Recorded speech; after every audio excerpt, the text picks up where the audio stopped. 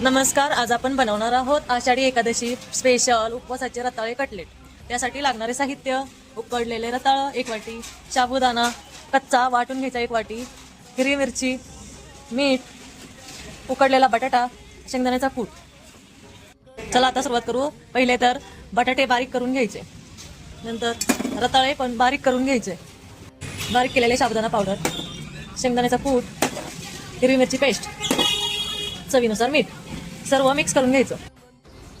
असं पीठ मळून घ्यायचं. हाताला तूप लावून कटलेटचा आकार द्यायचा. गरम तेल करून रताळे कटलेट सोडायचे, तळून घ्यायचे.